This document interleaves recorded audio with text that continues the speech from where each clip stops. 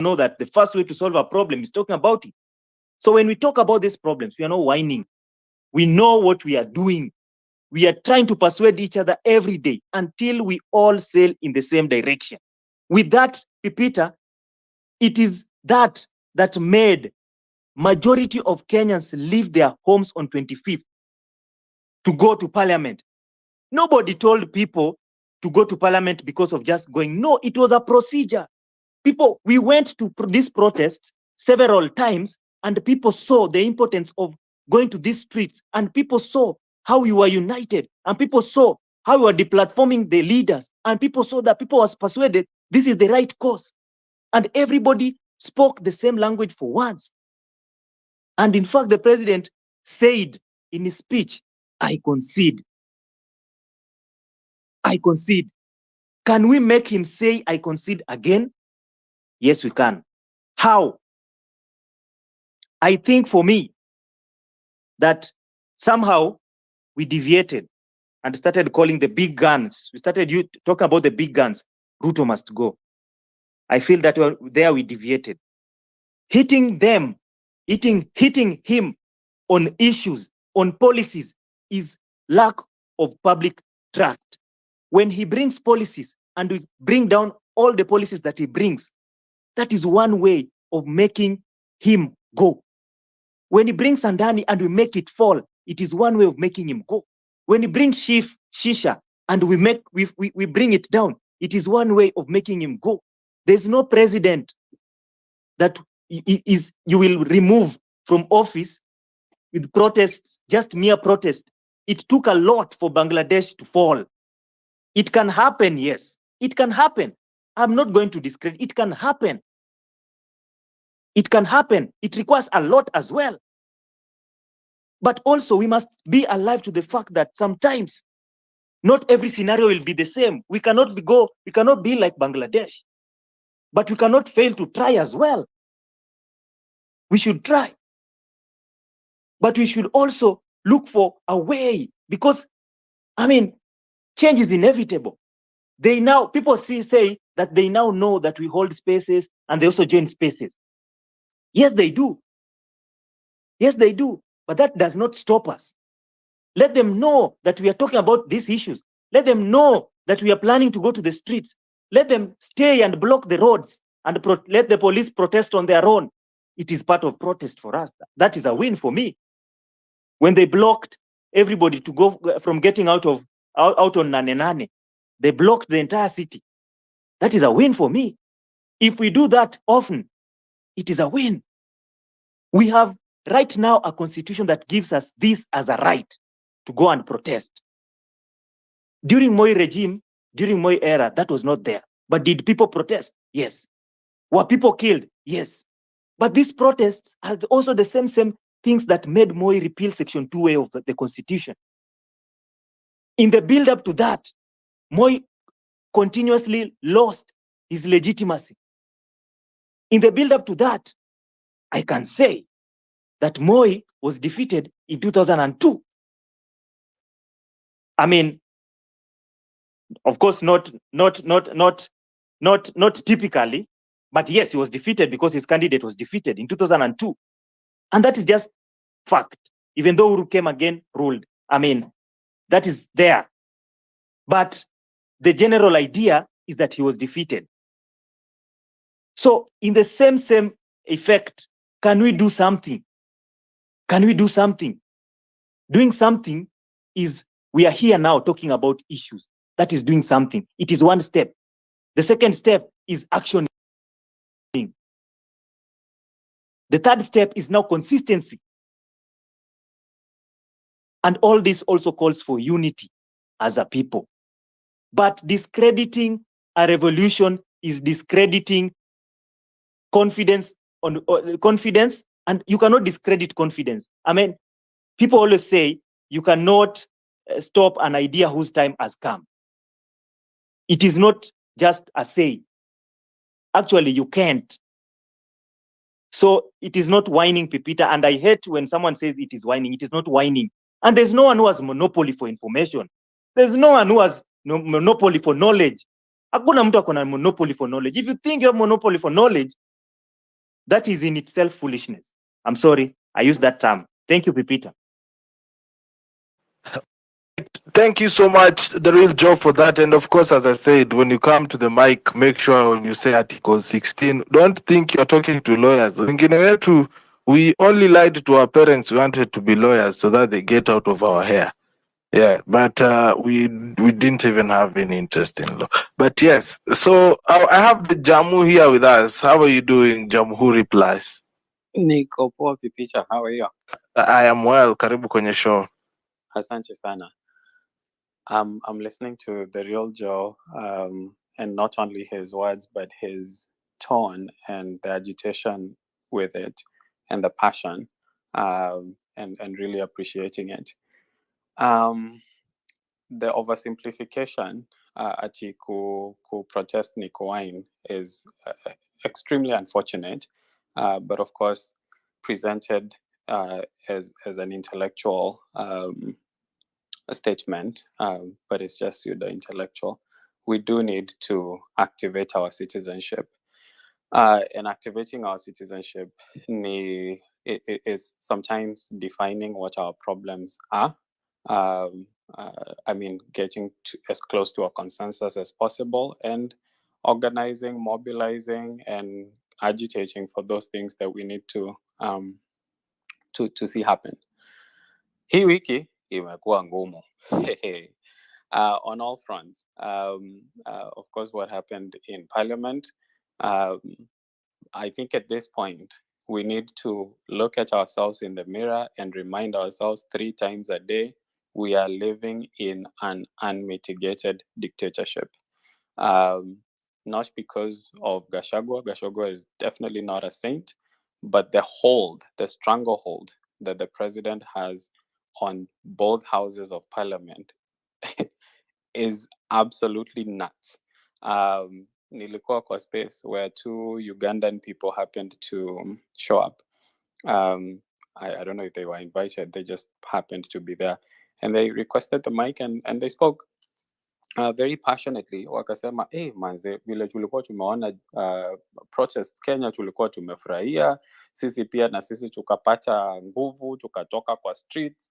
You may remember at the height of protests Kenya, this thing was spreading across Africa. There were even fununus that this could be the next, I'm going to call it Arab Spring. I don't necessarily like the term, but whatever. Yeah, walikuwa wamepata nguvu, and they were out to protest, and they felt like this revolution could spread across East Africa. As soon as moto ilizimika kidogo hapa Kenya, naye bwana Museveni came down hard on them. Yes, because they had dared kutoa their heads up, and and what they were warning us, what was telling us, hey, munadhania ati Ruto ni Idi Amin. No, Ruto is worse than that. Ni Museveni. I guess because of our socialization, we have always thought Idi Amin was worse. And they told us that, hey, the way Museveni has been able to maintain stranglehold on this country, ni kukua, ni capture institutions. And one of those men was saying, amekuwa kwa hiyo country for Museveni has been in power for 40 years, came into power when he was 20, and he was feeling like his entire life has been wasted living in that country. I'm looking at our country and thinking, man, I don't have children, but if we don't, if nothing changes now,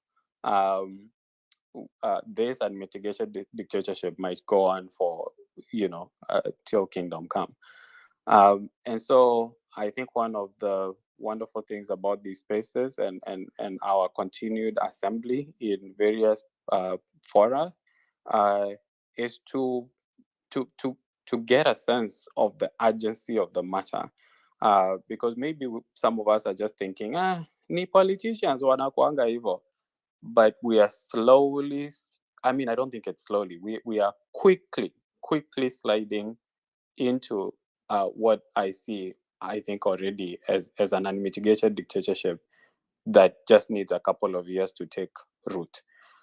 Um, how we deal with that, I don't know.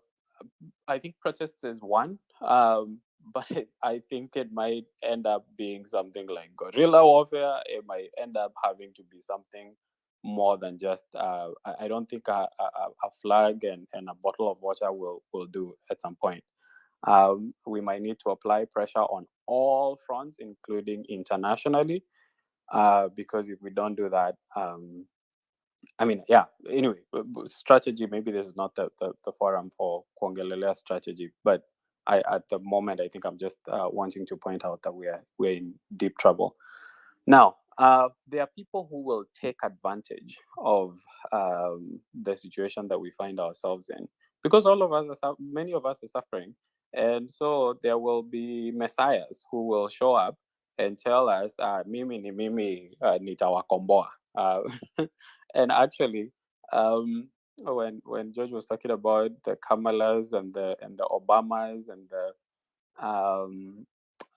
the Al Sharptons, um, I'm thinking to myself, I think one way to Tajikomboa is to move away from personalities, because many of these personalities just want to replace the current oppressor. They're not, they don't mind the system. They don't mind things as they are. They just want to be the ones that they just want it to be their turn to eat.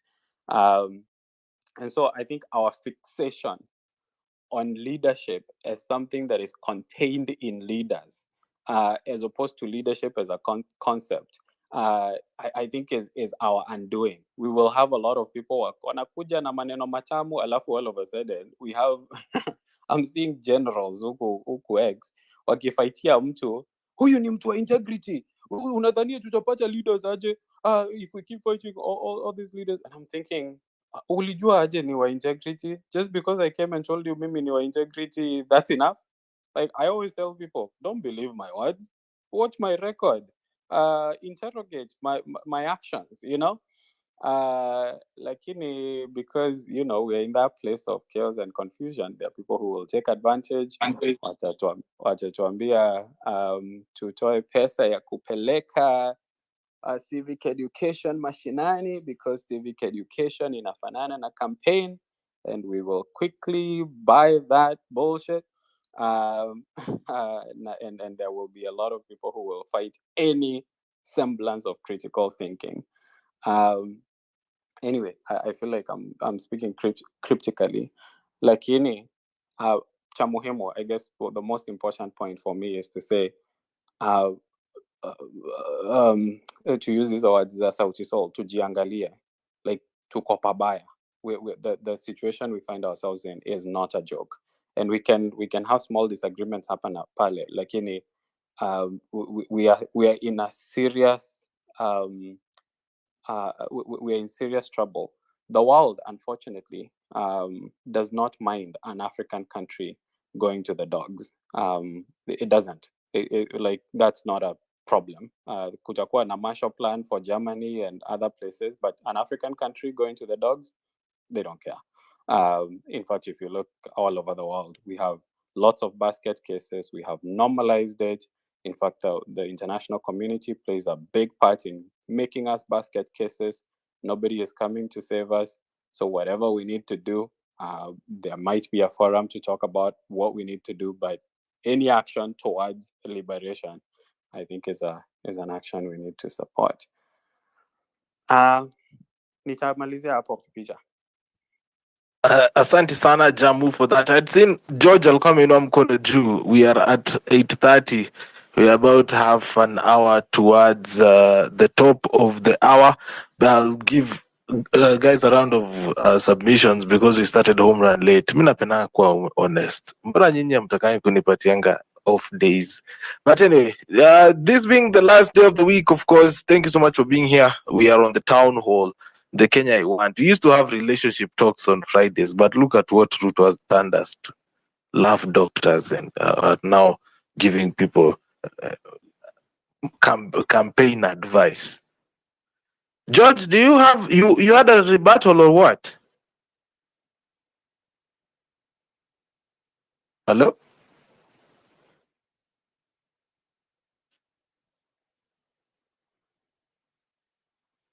All right. Looks like we have lost George. Luca Matoke, can you get me?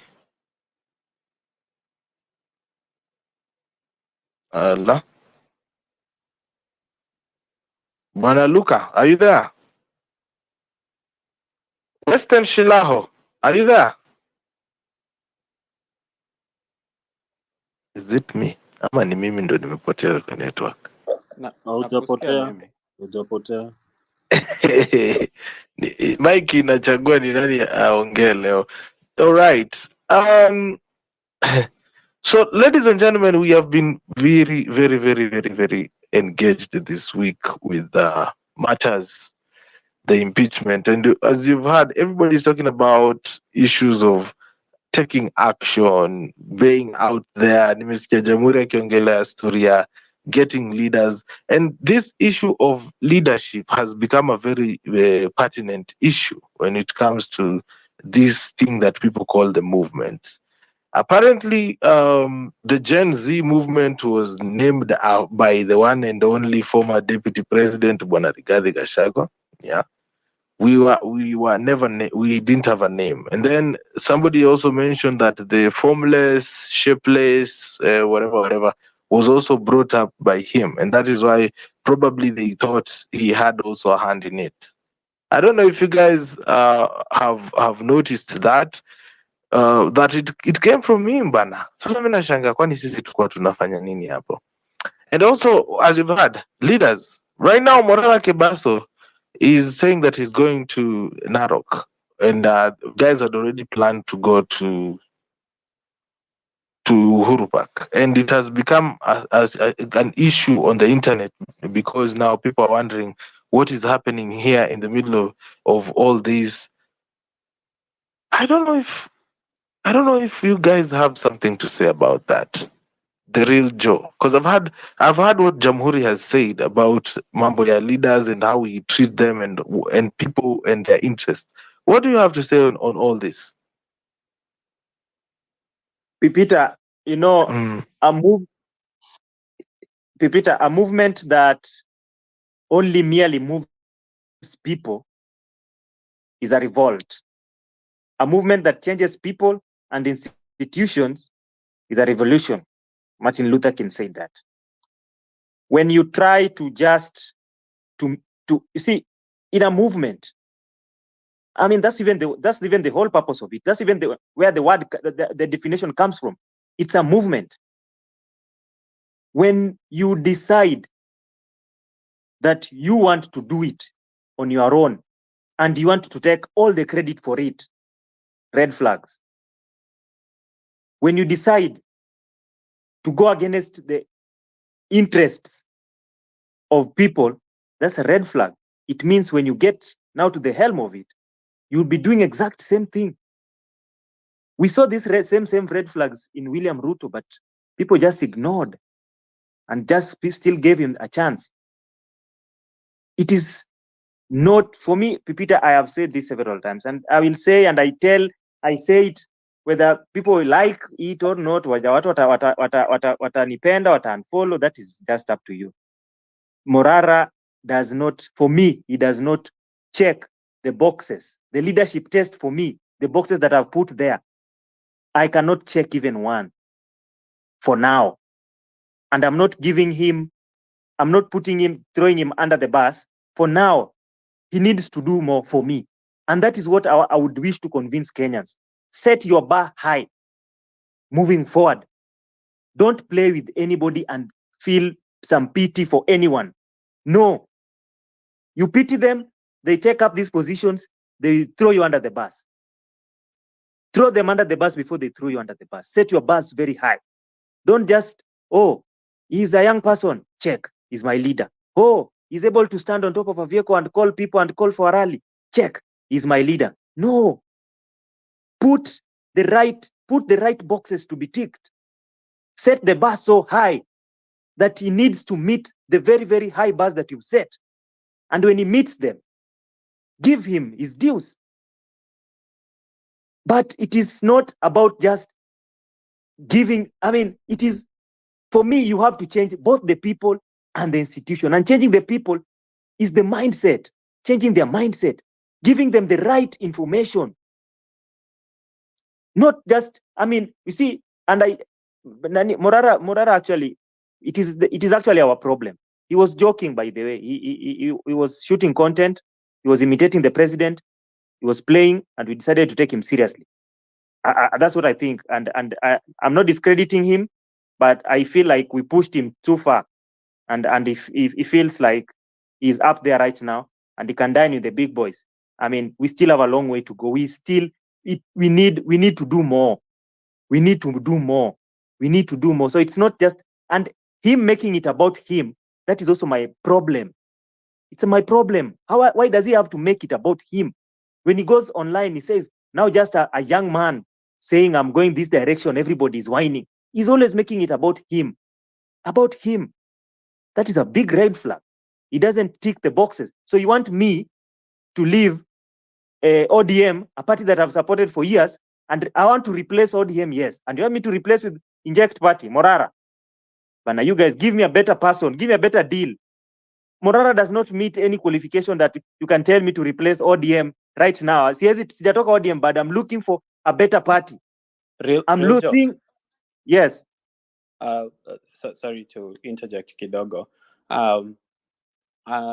So that we don't make this about Morara, I think you've made your point about sticking to the issues. Do you? I'm just interjecting so that we don't slide into kind of personality, if you don't mind. Okay, thank you. I stand guided. But again, leadership is all about personalities. We have to talk about them. But anyway, I stand guided. But just to land my point, right now, I think our only hope, and I'll borrow this from Martin Luther King. I like to follow his quotes a lot. Our only hope lies in our ability to recapture this revolution spirit and go back into sometimes the hostile world and declaring internal hostility to these politicians. We need to go back to deplatforming them. We need to declare internal hostility 1 minute. to them. We need to do that and recapture the spirit of this revolution. Thank you. Let me land. Najua nitaanza kubehave kama venye Senate walikuwa wanafanya. You know, I've been watching the mic controllers of Senate very carefully because siku moja labda naweza jipata hapo clerk of the bunge. You know what I'm saying? So nilikuwa naona vile wanaongea. Ukiongea beyond time unasikia tu mic yako imeenda.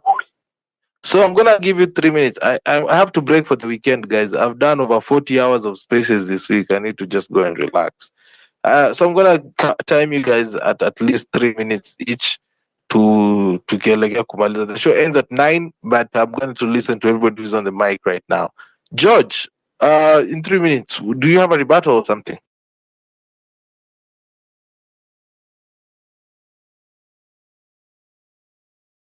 Ni kama nimepoteza George. Let us go to justice for all. Justice for all.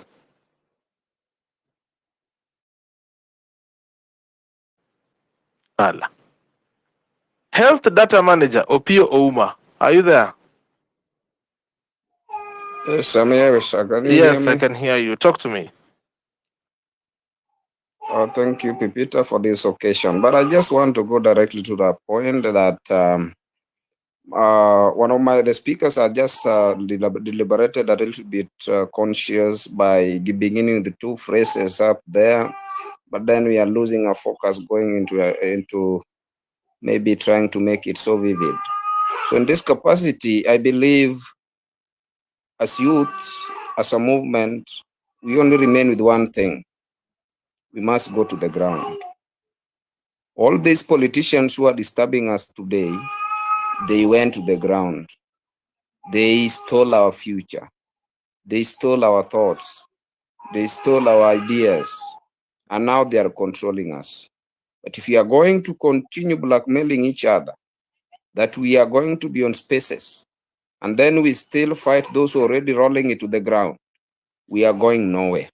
We must go to the ground, period.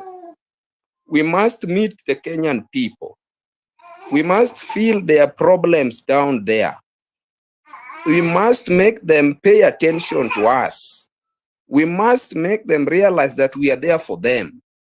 We must make them understand that we are meaning something in 2027. And in all that process, it is beyond these candid discussions at the spaces. I want to conclude by saying, David Ndii once said a very good phrase, that in this government, they believe that the majority are the ignorant people. The minority are the elites who are here and on spaces. So they are going to bribe the majority, to make them win the next election. If you're not going to go faster beyond them and capture these people, just like some other teams that I've seen doing there, and you can see government has started harassing them because they have realized they are waking fools from their sleeping slumber, where their spirit and their strength has been residing. Otherwise, I believe that as Kenyan people, let us go to the ground. All right. Thank you so much for that. Thank you so much, Health Data Manager, for that submission. I see Joy. I'm to join up and Danny. How are you doing, Joy? Joy, are you there?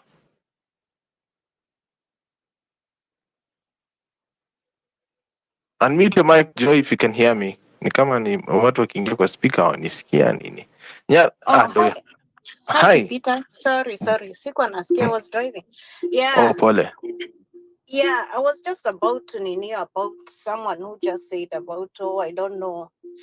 The thing is, people been dividing. Yani, someone goes to the ground and does the real thing, but a lot of people hapo tu ni kuongea, sijui you want to take the leader, sijui the leader has to be this. Hata wewe go to the ground, fanya hivyo, hata kukaa tu. You're just waiting for that person, just putting the ticks, you know? It doesn't work out like that. Just like Nani said, that guy, Opio, people need to do something. Huwezi kaa tu hapo kwa nini kwa keyboard hapo, you're just ticking. Oh, this leader doesn't have that. No, that doesn't work. It does not work. People have to go kwa ground, wafanye vile Morara anafanya. Waache kushinda tu hapo wakifight. That's nonsense, you know? We are going nowhere. Niyo tu for now. I need to, kuna kitu nafanya hapa hivi. All right. Thank you for that, Joy. I may have to set point of order. Naambia mnakuanga wakali. Sasa niulize, mmeamua mimi basi nifunge spaces zake. Kila mtu anasema don't come to spaces, Opio, don't come to spaces and talk. Oh, George, don't come to spaces and talk. Mnataka nikule nini wadau? Honestly. Sasa tuongee sasa Wakenya kwa Wakenya. Mnataka nikule nini nisipowafungulia radio show? To negotiate. Juu mimi nifungue space, niwape topic, muongee, mujuane, mfunzane, alafu mweke tip hapo. Lakini sasa mkisema tusikuje hapa kwa space, mnamaanisha nini ukweli hivi? Na ndo mnatuita nigger class. Nyaradwen. Hi. Pipi, how are you? I am well. Yourself? Thank you so much. Thank you so much for your sacrifices and commitment and everybody who's in here. Now, I just got up for two things. Number one is we have realized, and it is evident, that Gachagua impeachment proceedings have literally exposed Parliament as an institution available for hire and control. And you know what that does? This means it demeans our institutions and the entire arm of government. The case I hear is at the courts right now, but let's see, because even that court, when I talk institutions, then it's evident that there's not much that we can achieve. Number two, that I wanted us to discuss is we did shoot ourselves in the foot. How do we shoot ourselves on the foot? I believe in hiding close. And by the way, politics is difficult. I have ever vied on the ground. It is not, when I was going to vie, I had these, grandiose kind of projects in my head that I wanted to do just to change the livelihood of my people. Because at that point, I was more of, like for me, I have my food. I can go to the best hospital in the world. But I have people who are my blood back at home who do not have the privileges that I have. And I'm like, I have this opportunity and I have the networks to pull the strings so that I am able to bring not only the exchequer's money, but also some proper funding that is gonna bring a difference. And I had that idea when I was, my dear, by the time you get on that ground, I am telling you for free. In fact, people will tell you, ma'am, hey, Marai ni wewe tu, it is only you. Ni wewe tu, eh? And you get carried away like, people love me, they mean well.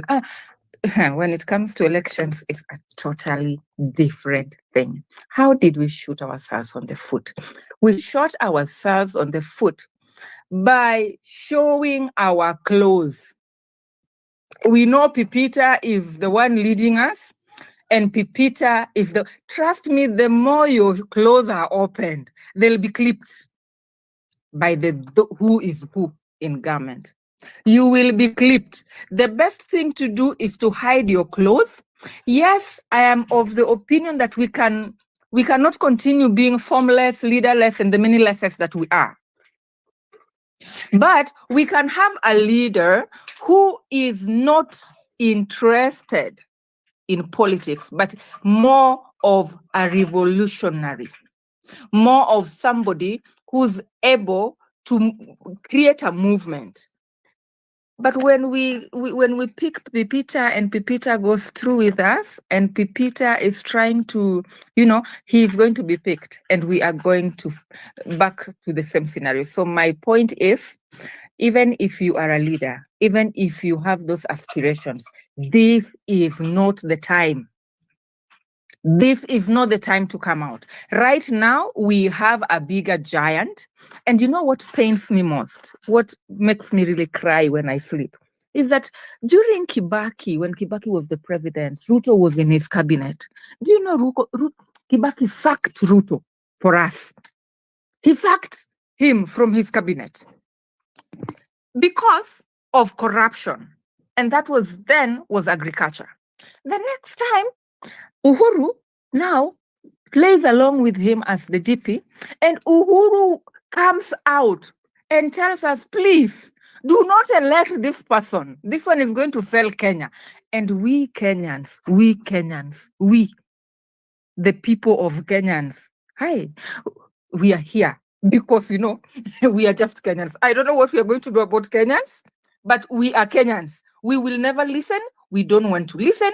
We know too much and we know nothing. So when it comes to elections, it's a different thing. It's not the psychophancy. It's not the name calling, the fame and elections are two different things. Kwanza, there's rigging, there's so many things. There's a lot that needs to be done for you to get that seat. And therefore, those who are planning to vie and wants to lead the I call it Gen K, Generation Kenya. For me, Gen Z helped us to a certain level, but now it has to be Gen K. So that is all I wanted to say, Pipita. Nyaradwen, kwani ulipata kura ngapi? Tuseme tu kweli, apart from yako. First, one thing you have to know, Pipita, one thing you have to know is people, you never won. Bora umesimama ulishinda. That's number one. Uwa tunashinda. But anyway, I was number 2. And I am proud I was number 2 against ODM as an independent. I went as an independent and I became number 2, but I still feel kura zangu ziliibwa na watu wa ODM. Did I answer you?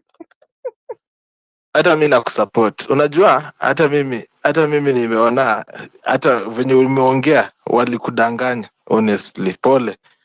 Hiyo ndo kitu moja inanifanya nachukia siasa.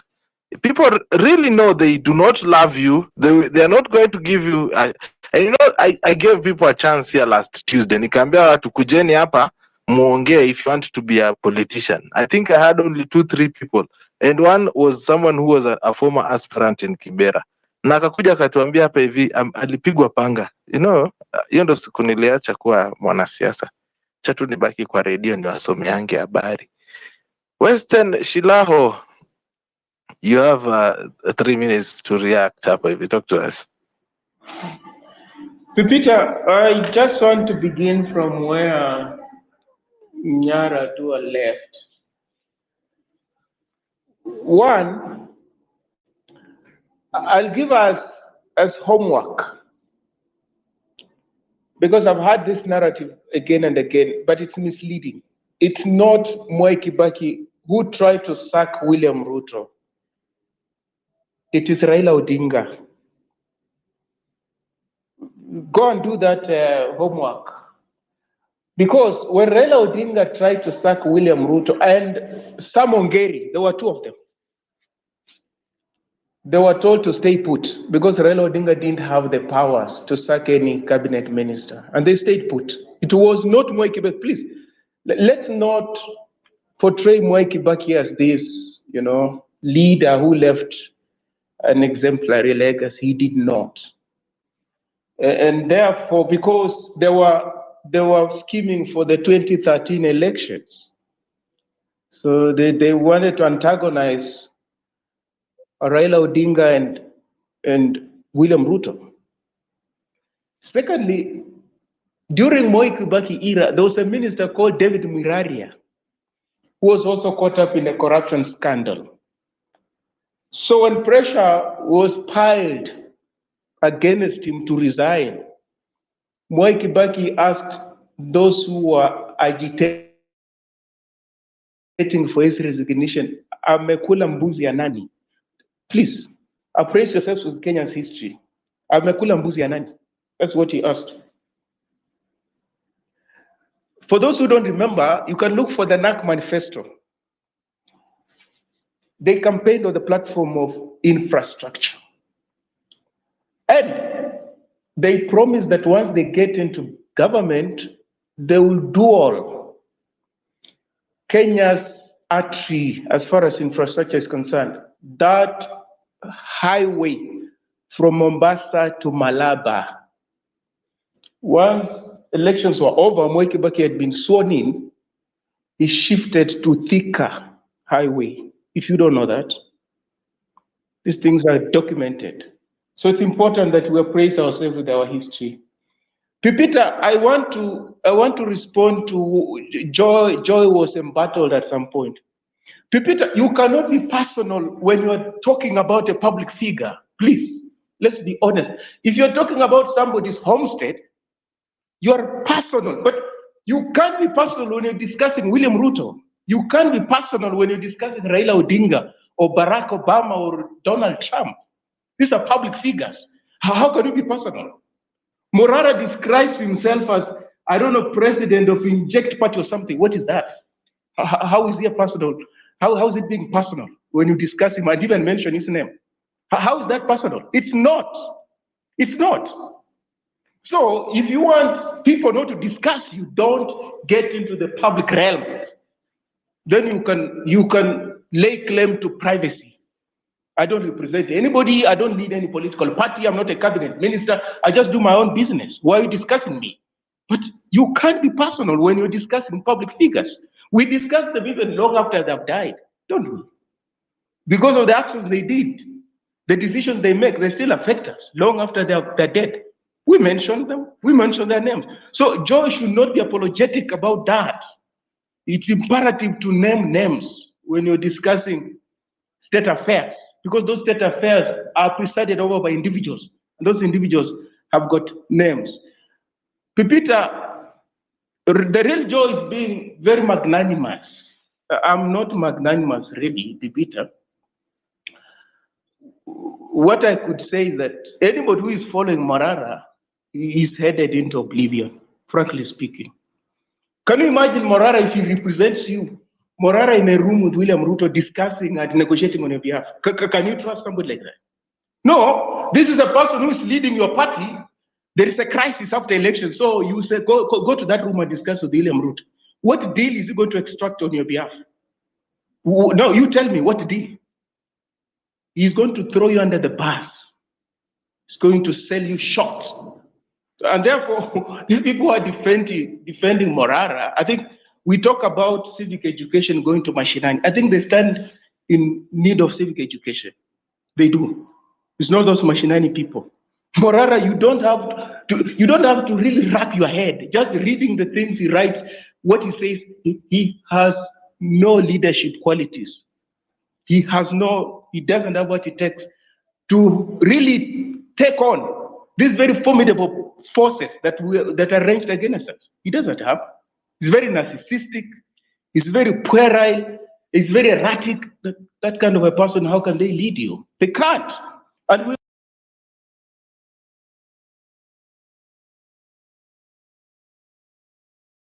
be scared of calling out Morara. Like, really, does that make that we consistently call out William Ruto, call out Raila Odinga, call out all sorts of people? You expect us to tiptoe and walk on eggshells when it comes to Morala?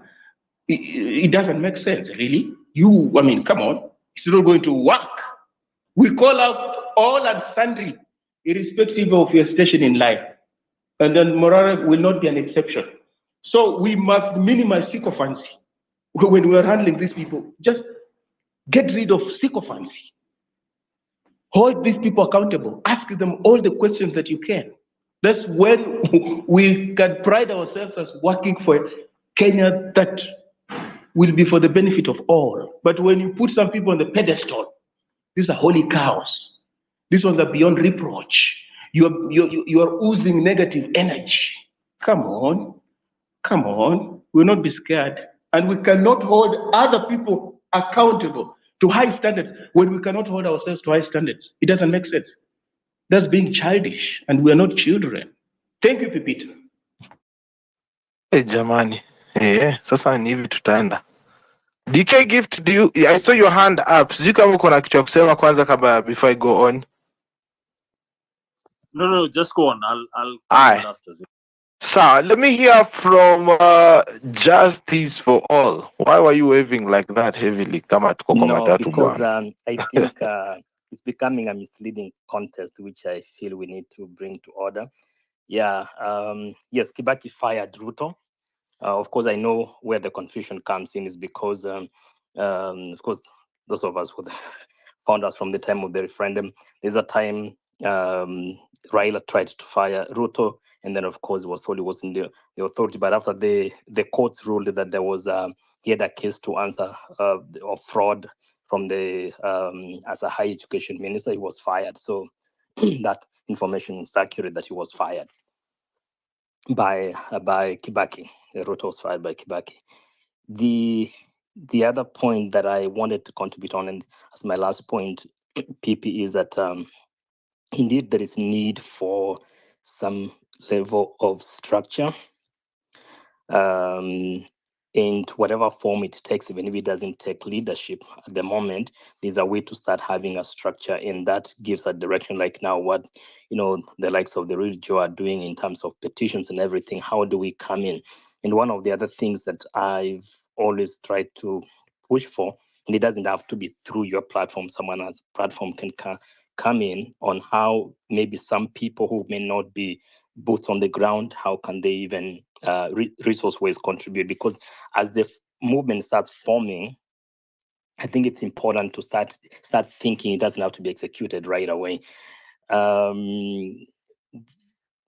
That's probably one I'll propose.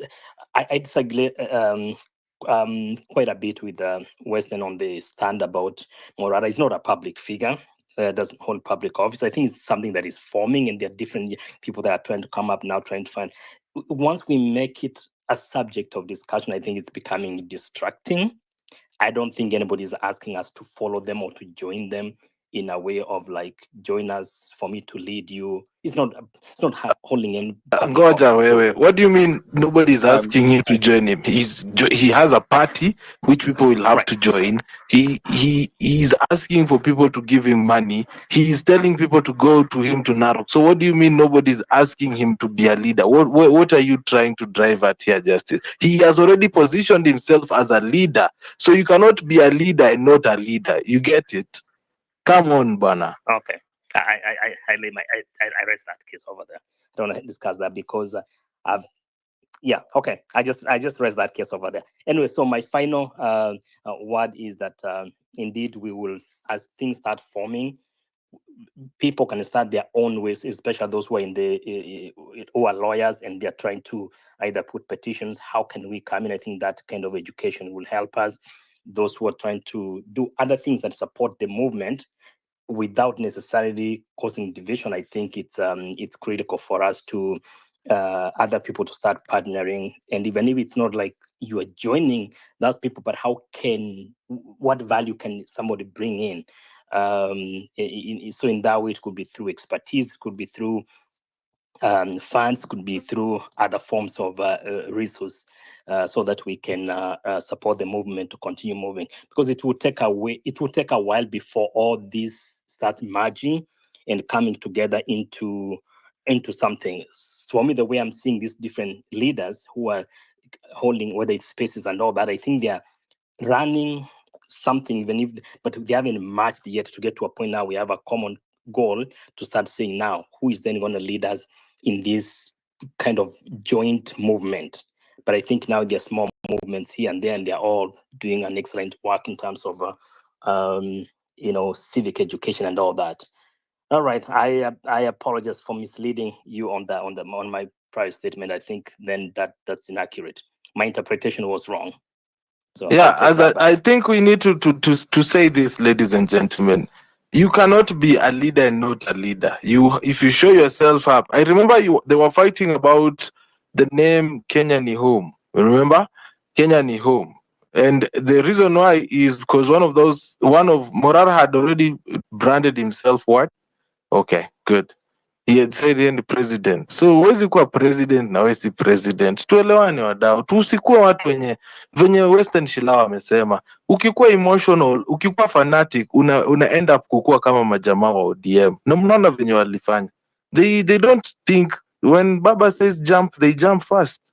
Unaona? Wale wenye walikuwa pale hivi, do you see what they're doing? That is how it starts. And I know of people who have even stopped listening to Home Run Pipi because we asked Morara, umekusanya hii pesa yote, so tuonyeshe venye unatumia pesa. And I was bashed. Anyway, nilitukana hadi na anko yangu, nishazoea. Isaac. Pepita, Yes, Yeah, Western. thank you so Pepita. much, Pepita. And I 100% agree with you. I have a class in the next few minutes. So allow me to throw in my 50 cents, if not 10 cents. Number one, I think Kenyans, we are a problem of our own, right? And I would like to throw in my sense of His Excellency. I don't want to say former deputy president, because I'm just confused when I woke up this morning to realize that things were done overnight and they've changed all of a sudden. So I still see him as the deputy president of the Republic of Kenya. You know, when Uhuru, not Uhuru Kenyatta, but when Ruto was actually appointing the deputy president, His Excellency Rigathi Gachagua, he still had a case. And if you guys remember very well, he was acquitted by the Anti-Corruption Commission. And this case was even in court and he was actually convicted. But now you see, at that point, no one actually saw that, as a way of, having a state officer getting into office when he has not actually been cleared of, corruption and so forth. And he became the deputy president. But now people can now start seeing, oh, he was not fit for office because of whatever has happened and what the proceedings we've seen both in the House of Commons and the Senate as well. So as things are evolving, we see how we are corrupting even our own constitution that we need to hold as sovereign. The constitution that guide our proceedings and how we elect our leaders and how they come to office. So you can see we become a problem. We become a stumbling block even we don't let the constitution be the constitution, right? If I may drive you to maybe our constitution, going back, I think it should be chapter 137, under the qualification and disqualifications for election as president. Part 2 of B says when you're trying to nominate a presidential candidate, and in that case, by extension, deputy president, because they become as a unit, they work as a unit, right? He should not be holding public office, and I'm open for legal interpretation of this. I'm not a lawyer, and if we have lawyers in the house, they can tell me this guy should not be a public officer. Kindiki is a public officer, so I'm wondering, how is he going to be appointed when he has not actually retired? That's something that has really been troubling me since I woke up this morning to realize that, he's the person being fronted to be replace Gachagua. So you can see how we are mutilating our constitution without necessarily following it to the ladder. And I know we're going to have like different interpretation of this, but I can see we are maiming our own constitution. We are mutilating, and the word is mutilating our own constitution to fit our own interests. And that's where the problem is coming in. So, guys, here's the thing. When you become a leader, and I want to throw in something that now has come up with Morata. I was one of the critics of Morata right away from the beginning. And I saw business in what Morata is doing. To me, Morata is an opportunistic. In fact, I will even advocate for Eric Omondi because I've seen what Eric Omondi has been doing. I've seen even the money he collects, what he does with that particular money. I've not seen what Morata has done with the money he's collecting. I've not seen accountability for his money. Morata is someone who is very opportunistic and is seeking maybe office in the future and is just collecting money from gullible Kenyans. And these are people we call opportunists. They take advantage of the situation. So with the Gen Z, when it began, these are people who jumped in on the bandwagon and they want to capitalize on that. And I'm not buying into any bullshit. I'm sorry, Pipita, to use this on your space. I'm not buying into this bullshit of Morata collecting money, saying that now I need a computer, now I need to go to Narok, please collect. And we don't know how many millions he's receiving from this without really advocating for it. I'm not going for that. This is my proposal, because some people say, you're saying this and you don't have a solution. This is what I said in the space that I think that was being hosted by Miguna last week. This is what I say.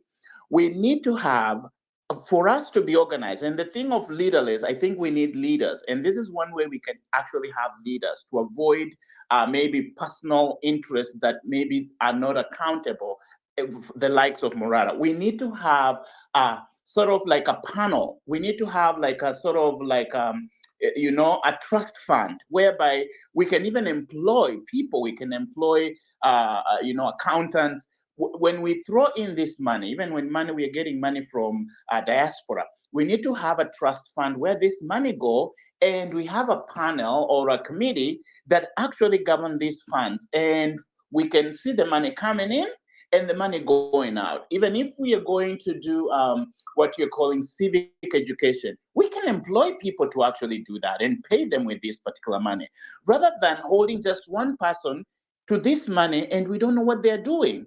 So the reason why Kenyans are believing with this hula baloo, and to me, I call them snobby, contemptuous, imperious, hubristic, superstitious cocky, pretentious people who are taking advantage of what is actually happening, taking advantage of the vulnerability of Kenyans at this moment, because Kenyans are very vulnerable. Right now, Kenyans are desperate to see anyone who can come and save them. That's what Kenyans are looking. So when they see someone coming up there pretending, oh, you know what, I can help you. I know what you're suffering from. Or, you know, anyone who condemns Uhuru, I don't know why I'm saying Uhuru Kenyatta. Anyone who condemns Deputy, oh my God, Ruto, he becomes the darling of Kenyans because Kenyans have lost trust in the executive. Kenyans have lost trust in our leaders. You can see how interesting someone lives who is a governor, lives his own people to come and offer pro bono services because he's saying, like, I'm fighting for the rights of Kenya. No, that is bullshit. Pipita, excuse my language in your space. This is the last time I'm using this word because that just shows you how these people, they're wrecking us, how these people are taking advantage of this carcass called Kenya. Kenya is already dead. People don't have money. And in the run of all these things, people cannot afford to go to hospital. We do not have NHIF. I don't know why even we are getting rid of NHIF, which was somehow working. We are moving, you've been transitioned to shift, but right now you go to hospital with that shift, people will be looking at you. What is shift in the first place? Because they don't know what that is, right? In the events of this, evolution of this event, oh, our airport has been mortgaged. Now, you know, it has been left to Adani. In the evolution of this event, you're being told, oh, we need to change the constitution to have a presidential term limit of not even presidential, even it goes back to the parliamentary term limit of 7 years. And I'm telling you, these things will come to haunt us desperately because, you know, Kenyans don't have even money. Kenyans are hopeless at this particular moment. And I want you to be very careful. People who are taking advantage of this desperate moment for Kenyans to loot them more, to ask for money, and we cannot actually account for that money. And Pipita, you're one of the influencers. I would like you guys who are very influential people come together. You can unify us. I want you guys to throw even one space, one huge space where we can have even 1 million Kenyans joining, and we unify these people. This is the civic responsibility the likes of Pipita can actually do for us. Come together, join us, let's have a voice of reason. And when you're looking for leaders, we need to look for people who've been tested, people who've been tried, so that we can know when you're investing in these people, and we can also call for accountability. Don't throw money when there is no accountability. That is nonsense. There is no company will give you money and not ask you to account for it because we just don't know what we are doing. Unless we are doing it out of volition to help someone without really holding them accountable. And I like what Pipita said. Once you're a leader and or at the any iota of evidence you declare yourself as a leader, then we have to hold you accountable because you are taking responsibility. You are being accountable even for your followers. Excuse me. Man, I'm so much angry. So I think I'm ranting. I'm not even talking right now. But what I'm saying is that we need to come together. And I can see there is still hope. There is still hope. It's only that people, the few people we have already taken advantage of our country. And they're mutilating this country for the sake of their own gains. Can you imagine how the Senate was able to sit late in the wee hours of the night just to ensure that Gachagua goes home? I wish they could do that when we are talking about economic issues, when you're talking about the health issues that are actually ravaging us. If they could sit that late discussing these pertinent, fundamental issues that are actually affecting Kenyans, but they don't do that. You know, they know when their interest, because this is something that was predetermined. The Gazette notice was predetermined. So they're just doing this for formality purposes. This is something that was discussed long time ago. Gachagua was alone in this. But my problem is not actually Gachagua. It is how our system are getting corrupted. It's how our systems are getting erased. And this will be a huge problem. 1 minute, Isaac. Thank you, Pipit. Actually, I will stop there, stop ranting, and listen to other people. Thank you very much. All right. Thank you so much. We are in that town hall session of Fridays here on Home Run. People, thanks so much for tuning in, ladies and gentlemen. It is quite an honor to have you here. And I see Nyara Dwayne has raised their hand, but I'm going to let my co-host first speak. DK, what up? Umeinua mkono juu. Nilikuwa nimeinua mkono hiyo time. I think in that moment nilikuwa nimetaka comment the thing you were mentioning about like leader kujeka place ya leader. There's a time, I think early in this week, either in this space or somewhere else, I talked about two ways that people become leaders in my understanding. You're either a leader because a group of persons who believe that you share the same sentiments, beliefs, and principles select you to be their voice, to represent them in certain spaces or places or what have you. The second way is a person who renders their voice to speak on behalf of other persons who he believes that they share the same sentiments and principles, etc. Either one of the two options makes you a leader. And at the end of it all, whatever it is that you're doing, saying, acting, and behaving, your action and inaction in every situation and circumstance will always have a significant impression on those persons that have stood out to say that you represent them, or they believe that you represent the same principles or beliefs that they have. And so one of the things that I've been having, not just with that one person that we've spoken about, but the challenge that I've been having with plenty of the young persons that are coming out as leaders is not looking at the fact that you have placed yourself in a time when nobody has selected any leaders. You have raised your own voice to be heard, speaking and saying the same as those that believe in you and that are following you. So why then would you not be careful enough with what you're about to say, or even think about delivering your difference in opinion in the rightful manner and packaging it in a way that allows the persons that are listening to you or that are following you to also appreciate either your difference in opinion or to have you or to engage them in a conversation. So if, for example, you want to stand and say that I am not okay with going to a certain place that you're planning to go because of A, B, C, D, if that is your thought and your opinion, have you taken a moment to bring that opinion to persons and listen to them tell you back what they think of you or what you're saying? That's the biggest problem you're having. And in the end of the day, when people are called out or when people are told or held accountable about the words they say, the actions they do, or whatever it is that they're engaging and delving themselves in, then suddenly someone stands up and says, you know what, shuka gari kama hausikii kukua kwa hii gari. It shows you the lack of the ability to be a leader, but all you are is just you're a mobilizer. You're just somebody who has the ability. Jamhuri, let me just land. Just give me a second. Let me land. You'll get. I was just going to say, perhaps a future dictator. 100%. I was avoiding to say the word dictator. Thank you for saying it for me. But that's what I feel, because now all you are not a leader.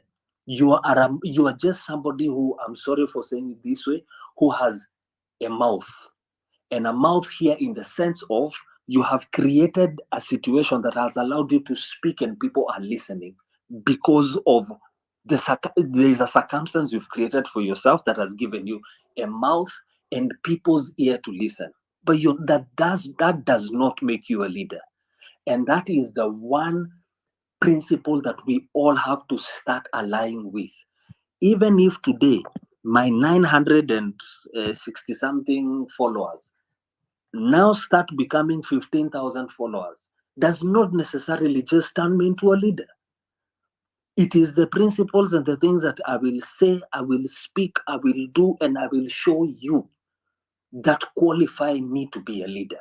And lastly, the last speaker, I couldn't see the name, but they talked about the problem of Kenyans is that they actually they see someone and who's talking their language, they're saying he will rescue them, and they go for it.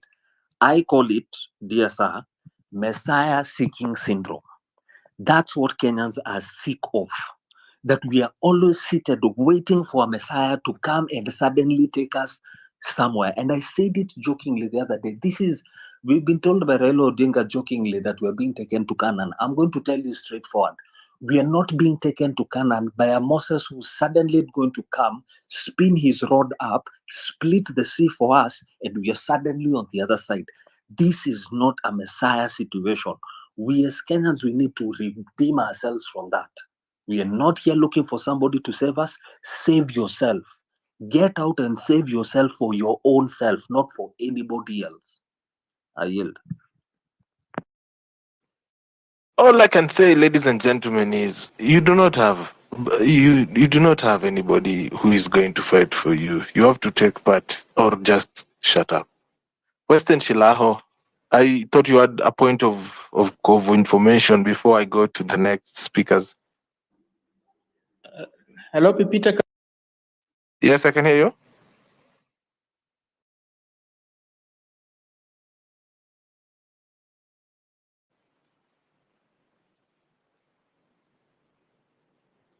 Can you hear me, Western? Western, I'm a drop to Kimwita. Nyaradwen. Thank you, Pipita. I acknowledge your time is running out, and this is my last time I'm going to speak. I wanted just to laud what I think it's Isaac or Justice, somebody who was like trying to tell us that we could. Hello? Am I audible? Yes, we can hear you. Wait a minute, Western. I'll come to Nyaradwen is submitting. Okay, go ahead. Thank you.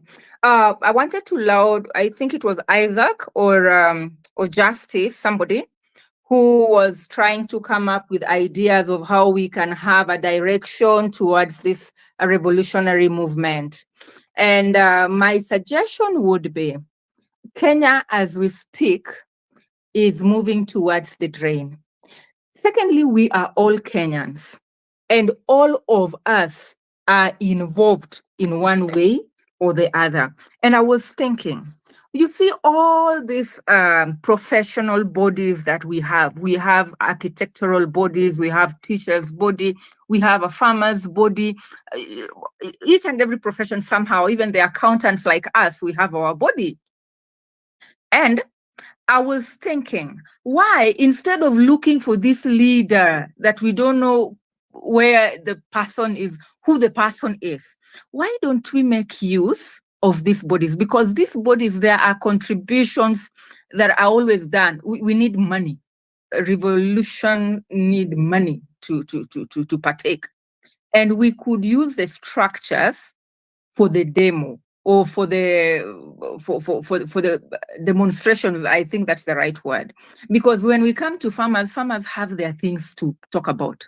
When we come to teachers, we come to students, we have the help, and we have Adani and the KAA, we have lawyers who basically feel the laws are not, our constitution is being drowned, and we are watching. We have old people with their pesa ya wazee. So how do we do it? We can agree on Monday. It is the lawyers taking lead. All of us as Kenyans, we follow from behind. Lawyers are everywhere in this country. So everywhere where there are lawyers, they all converge at the lawyer's office, the law office that is in that particular place, and all of us will live together as Kenyans. On Tuesday, we go to maybe old people, our old wazes, watoke kwa nyumba, just to send a message. And we will need media coverage here. That is just but an example, just to help Isaac or Justice, whoever mentioned this. And then I want to say that lastly, as I drop my lens for getting my next presidential vote goes to any presidential candidate, any, who is going to convince me and explain to me properly how he'll chase away Adani from our airports and energy sections, because the clause that have been put there in those writings, I believe you people read and you know them. It's very difficult. But I need a president that is going to chase these people away, and any other person who is bought our country, and anybody who's going to send the colonial powers away, the likes of Bill Gates. Sahi nimesikia amenunua karibu Machakos yote. So literally, what we are going to do, we have to ensure that the presidential candidate that is going to come is not emotionally driven. We don't want emotions, but you have to be clear on your mandate, on what you are going to do. And for me, it's, if you can convince me, Adani will go, and part of Kansas City is going to get back to us, I am fine. Thank you, Pipita. I yield my mic. All right. Thank you so much, Nyara Dwen, for that. Ladies and gentlemen, pale hivi juu kuna tip ja line. Ingekuwa si Obeds, leo tungeenda 0-0. Ingia pale hivi ndani and support the show, of course. Help us keep the lights running on this side of the studio. Yes.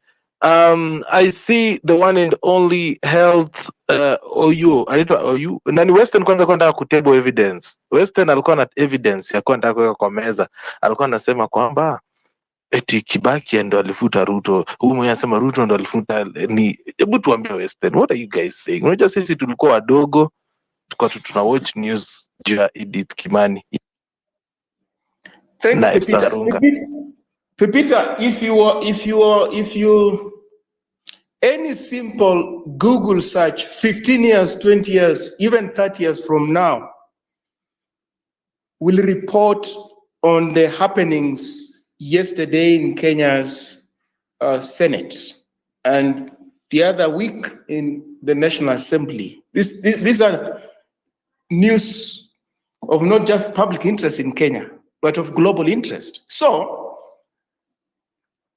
the supposed sacking of William Ruto is 15 years ago. Surely it should have made headline news, not just in Kenya, but globally. So here we go. This is Reuters of February 14th, 2010. I will read verbatim. Kenya's Prime Minister, and at that time was Raila Odinga, suspended 2 ministers over corruption allegations on Sunday, after the president took the same action against 8 officials in moves that will please donors but underline coalition divisions. It ends there. Prime Minister Raila Odinga said former ally, Agriculture Minister William Ruto and Education Minister Sam Ongeri should step aside for 3 months to allow further investigations into scandals in subsidized maize and education programs.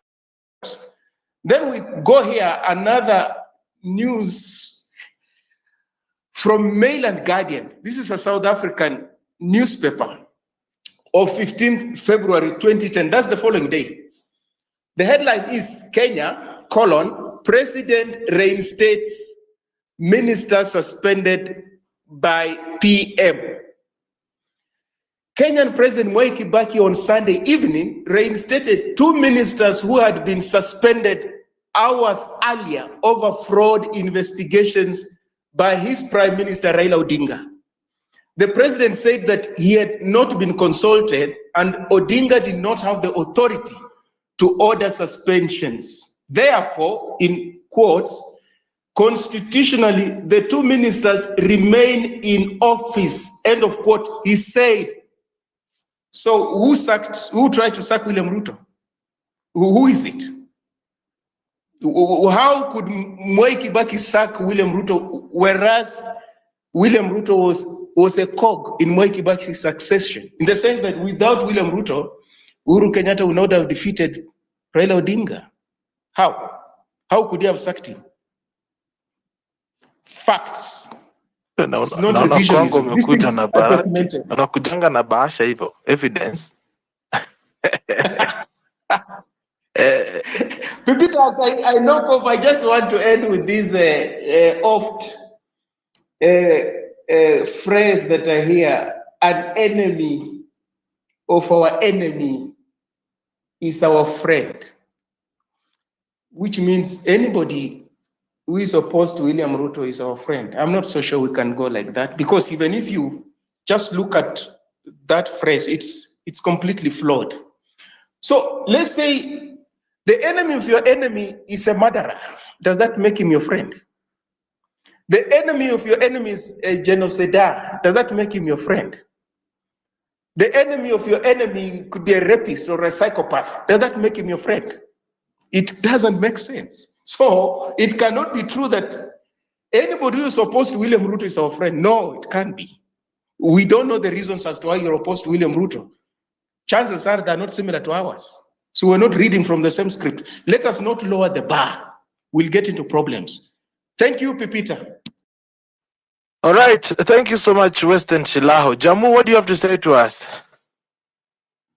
Well, I'm going to try and make sure there's a connective tissue between what I say and what has been said before. I agree that simply being against Ruto is not a qualification ya kukua our leader. We cannot lower the bar that low. There's something real Joe alikuwa amesema earlier. We need to raise our bar. The best qualification for being our president should not be that you oppose the current president. Wow, no way. Alafu, we cannot use tactics za kukosa accountability while fighting for accountability. We're not simply looking for figureheads. We're looking for values. We're looking for principles. We're looking for systems that work. Now, ukituonyesha along the way that accountability is something that you're allergic to, we should not even touch you with a 10-foot pole. So I like Ville Western called it exactly as it is. Some of us may have been a little bit too diplomatic. If it quacks like a duck, walks like a duck, I mean, just hakuna haja ya kuargue kama ni mbuzi, it's a duck most likely. Alafu kuna vitu I think maybe we also need to check ourselves and become citizens of integrity. And I think a big part of integrity ni consistency, right? Haiwezi kuwa mtu fulani akiiba ni sawa, wizi ni sawa. Mtu fulani akiiba, wizi ni mbaya, right? Like we need to show consistency. Yes, I understand life is not black and white. It has its own complexities, and we can't run away from that. But to the greatest extent possible, I think we need to check ourselves and maintain consistency. Kulikuwa na kitu ilikuwa inaitwa Kenya ni home, and there was a big fight kafafo hapa hivi kwa TL. And the fact that branding had been stolen. Stealing intellectual property is something that we should take seriously. But tukaamua juni mtu fulani hiyo kwani Kenya ni wapi? We trivialized it, right? The whole idea of being Gen Z movement, Gen Zote, whatever you call it, that was something that already existed pre someone showing up and deciding to become our leader. But then they took that here. That to me is a form of stealing. The concept of civic education, ilianza wakati people even started to translate the finance bill into different languages. So that concept already existed, that momentum was already there, and then someone comes and decides, I am kind of the owner of this concept of civic education, na nitapeleka crusade kwa kule mashinani and do something that is very alike to what the likes of Ruto do wakati wako juu ya magari and call that civic education. Na tafadhali nipatieni pesa na sitawaambia mnanipatia ngapi. By now mnaweza kuwa mmenipatia hundreds of millions, lakini hamjui na sitawaambia for reasons that I decide are valid. And then there was this idea of inject right? It was something core to the movement, and it meant something. It had a meaning. But then someone decides to show up and take it over. They didn't come up with it, and now they own it. Man, like this duck is not just quacking. It's not just walking like a duck, like hata iko na ducklings, right? Na bado tunaulizana kama ni duck. So I think we need to be more alert. We need to be so clear-minded, and I think perhaps kwa hii movement yote, the thing to safeguard more than anything else, at a personal level, and maybe even at small community levels, it's our minds, it's our hearts, it's our psyche. Tusikubali mtu ainvade hapo, because once we are violated at that level, tunaweza pelekwa to the sea. And we've seen that with preachers, we've seen that with all cult leaders, and so the moment our minds are violated and invaded, hatuna hope. Maybe one very quick last thing to say ni hii jina leaderless, ati tuko leaderless, we've been leaderless. Does anybody here believe that we were ever leaderless? I don't think we ever were leaderless. We were always, someone said, this is someone else's. Someone said, we were always leaderful. What leaderless simply meant leaderful. There was leadership in all kinds of corners, kila mahali, kwa soko fulani, kanisa fulani, university fulani. And because of that, we were very unpredictable. And that unpredictability made the government, really, we saw it with our own eyes. The government was confused. Inaamka leo inasema, hii kitu imefandiwa na Russia, hii kitu imefandiwa na China, kesho wanasema iko funded na US, iko Ford Foundation, ni Uhuru, ni Rigathi. Oh my God, hii ni Illuminati. Walikuwa confused because we were leaderful and we were that decentralized. I think that continues to be our strength. The moment we try to be herded like cows, like sheep, into one pen, it will take just one missile to completely decimate us.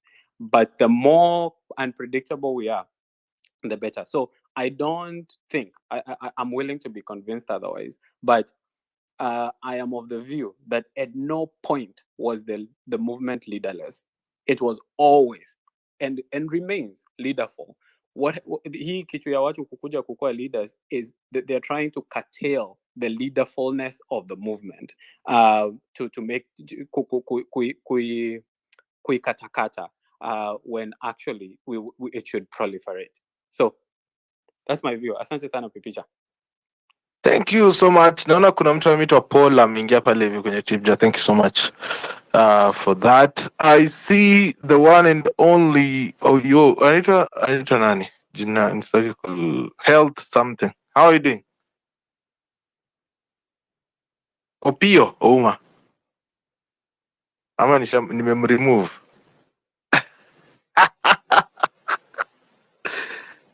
Hii wiki yani sitaki hata kuwa kwa spaces weekend because it has been quite a weekend, but of course on 20th I will be in Uhuru Park. Yeah, definitely must go there to represent.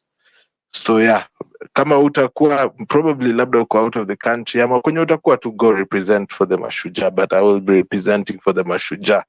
Yep, that's what's up. Yeah. Naona nani mwingine, Ellis Hill ametujoin hapa. I'll go to Ellis, Luka Matoke, and then maybe George, as we call it, tonight at 10 p.m. for me on this side. Ellis, mambo. Poa sana. Pipita. Nilikuwa nasikiza lakini bwana ile kitu na I can urge Kenyans bwana. Ile let's walk the talk.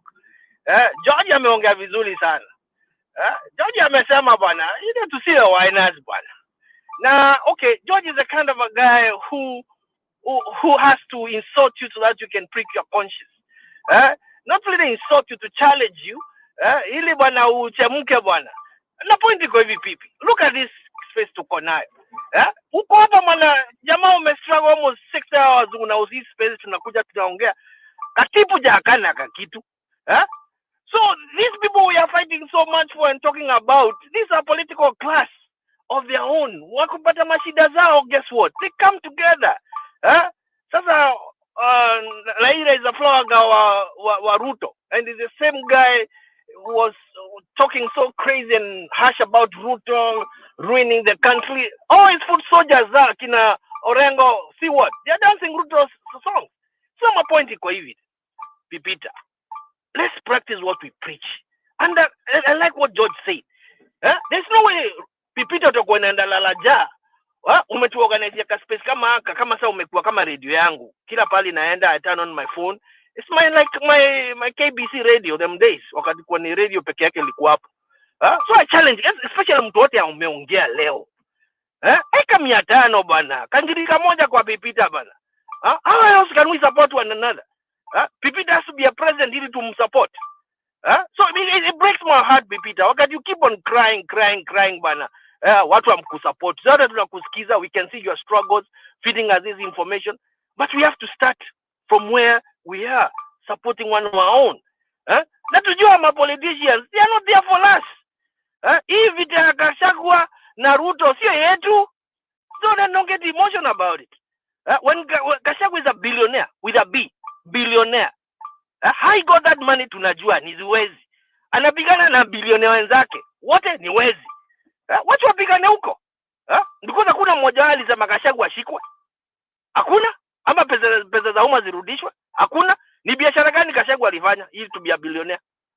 Ni gani alifanya? Ama ni entrepreneur? That's my point I'm coming to. Instead of Sikatai, we need to talk about these issues, but let's not be emotional about it. And then let's support where our strength is.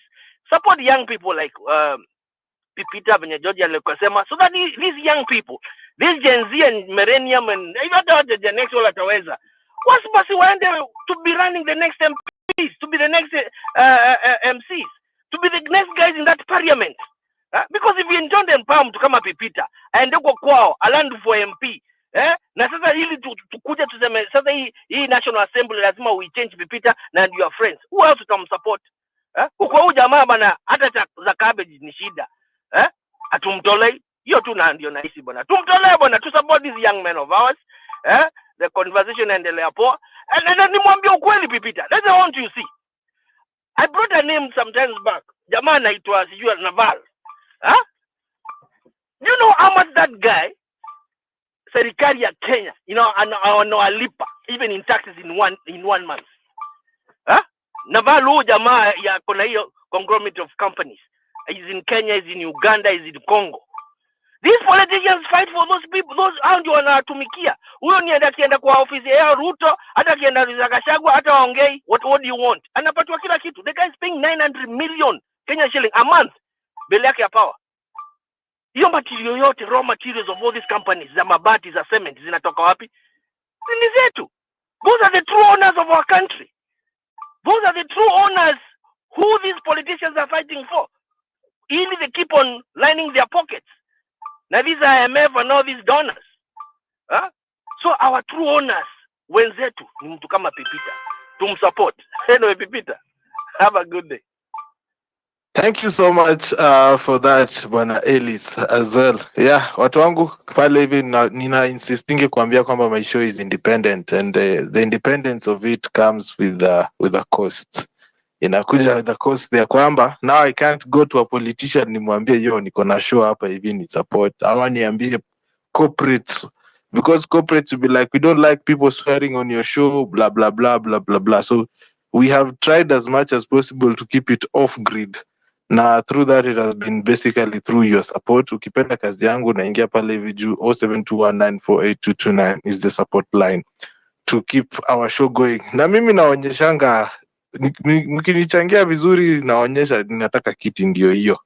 Yeah, so if you want me to be open, my budget is confidential. Yeah, security. Opio.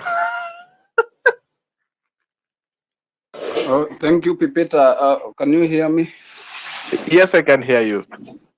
Oh, thank you very much for this next opportunity. I just want to be very brief to maybe concur with the points that I made. There were two key words: one, going to the ground, and then two, substantiating the accusations.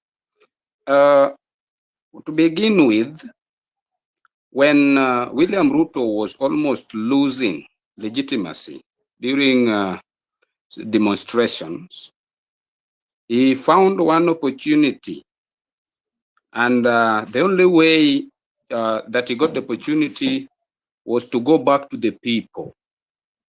And the very moment that he got a gathering, some Kenyans section still cheering up to him, that restored a life. And he came back on top of the vehicles every now and then until today. So that's why I say, let us go back to the people. If we are serious youths and we know what we want, apart from organizing for concerts, going to the bare fields, gathering people there, people are maimed and killed, then we walk back home. No. It is high time that we go back to the people. No matter what directions that we are going to take, it doesn't really mean we must be rallied behind somebody that he or she is a leader or something. But I am saying, in every little point of what we can do as a people, as youths, as people who believe in this movement, let us go back to the people. That is where there is a problem. That is where there is power. That is where we can get full support to change this nation. Again, right now, I believe in supporting this show because you are performing a very critical role to help people air out their views.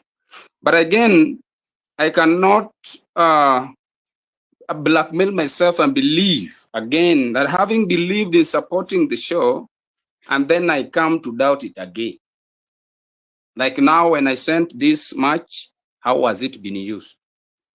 You see, we funded Raila Amolo Odinga during a session some years back. Barack Obama was funded in America. And so I don't believe if there is anything wrong funding Kenyan young people who really wants to change or who are agitating to change the nation. Because we are quite a number of times, youths have been misused by these politicians.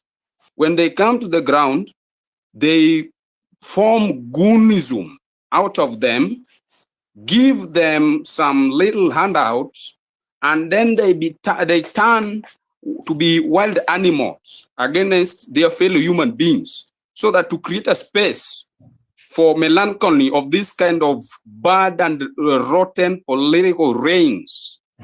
We must wake up out of such nonsense. We must believe that when we want to change, we must remain very much independent as people. We must say now that if this person is going to fall because he does not have funds to facilitate this agitation, then we come to beckon him and help him or her to make us succeed. On my request, I will also request something that a fellow speaker had requested there, that if we can leave our ego aside, especially these influencers, if we can leave our ego aside and stop fighting of some pertinent issues like Kenya ni home. So I came up with this phrase, it is mine. And then we gather together, call a marvelous space like the one that you people did during June, which was attracting the media's attention, that 55,000 Kenyans have been online speaking, then I think we'll be going somewhere.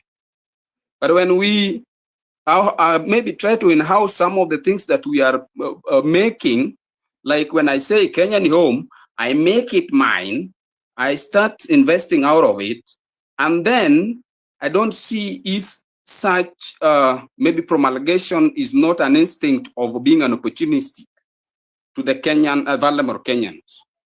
But if we are going to leave all that, then we come together as a people, because I know we believe in one cause. The only strategies that we are using is what makes us to be tangled up and down. And the only different strategies that we are using is what makes this political class to destroy us. Because they have learned that they play divide and rule tactics that Ruto is seriously using, as he has used it even in Mount Kenya now. So I still believe, and I'm requesting all of us, that let us please go to the ground where people are. Let us tell the people that corruption is bad. Let us educate people the types of corruptions that are derailing our economy. Let us come and teach people. Me, I'm a data specialist by profession. But if you look at even the systems that was rolled down to the Kenyan Trust around 2 weeks ago, Yashif and whatever, it is not fair. And if you come to the facilities, you realize that a good chunk of Kenyans have been left out suffering, especially the pregnant mothers. We have 18% of the total population of Kenyans in every facility. In fact, right now, every county is struggling with the reduction of teenage pregnancies rates. But if you come to each and every facility in a given county, you will find your data that about 18 to 21% of the people delivering in those facilities are teenagers. They do not have IDs. They have become pregnant. They must deliver. They don't have insurance fund. And then they are left to make payments by themselves. Remember, cost of payment has also been increased from 5,000 to 10,000 for SVD.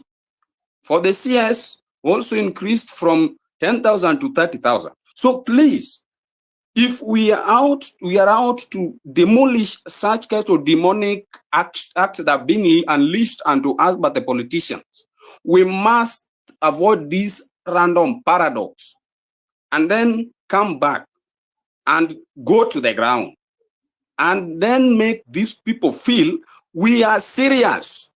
We are not ranting. We are serious.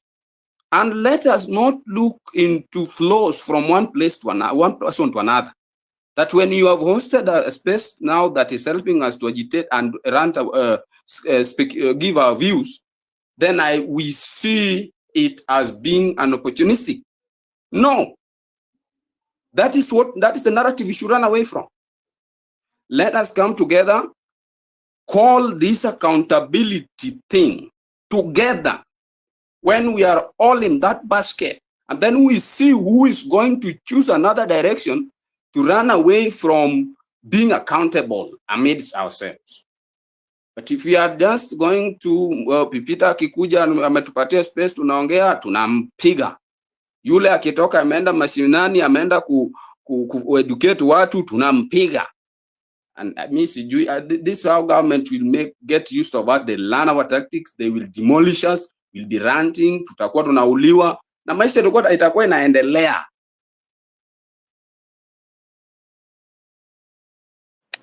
All right. Thank you for that, Bwana Opio. George, do you have words for us as we are coming towards the end of this show? It's more of a question, asking for myself. Somebody earlier here said that the people that they see, they are just leaders for their own selfish interest. Quote, we need to deplatform them. What is that? What is deplatform? Is it a new nigger class lingo for cancel culture? Nikemayo, I think it is that. So these people have proven they are just the quintessential niggers. They are not here to build anything. They just sitting there watching anybody rise, they shoot them down. It started with Osama, shot him down. That destitute Vipingo, whatever the fuck that guy is in Israel, Kibizo, they shoot him down. Now the prime president of the Gen Zs, they are actively right now in real time in your own space shooting him down. Talk of leaderless and brainless and tribeless. This is it. So when I was saying this is a whole new group of people that have demonstrated the same characteristics of the niggers in America, and therefore they are the nigger class Gen Zs, I was not wrong. Because every generation have had the people that lead them, and they have all rallied behind them. Whether it was generation of Desmond Tutu and Mandela and Susulu, whether it was generation of Sam Nujoma, whether it was generation of Mugabe, whether it's a generation of Museveni. Somebody here alluded to Museveni as if there is something to negate about Museveni's path to his reign in power in Africa. You don't know your history. You don't know how Museveni reshaped and structured Uganda. Those people, in a period of 5 years, they had more presidents than Kenya has presidents now. In a period of 5 years. Museveni is the one who stabilized that country.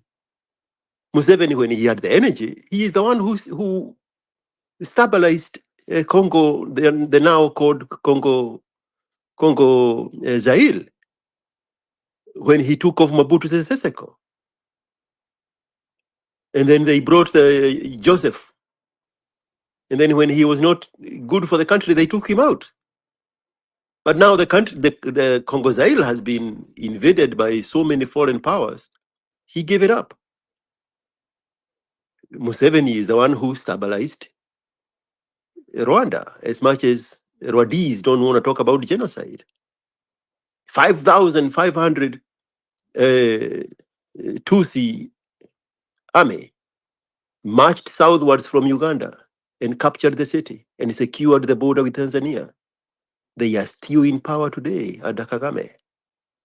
So I don't know what these histories you people, I don't know if you hear women gossiping about how these ruthless dictators and you amplify that and ingurgitate that without knowing where these people are coming from.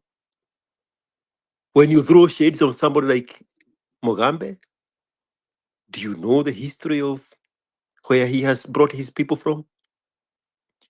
Or you just right now in 60-second cycle of news discovered he was a dictator, he must go. This is nigger class. You have destroyed each and every of the people who volunteered themselves to lead you. You are happy in leaderless and brainless. And therefore, you are the quintessential nigger class Gen Zs of Kenya.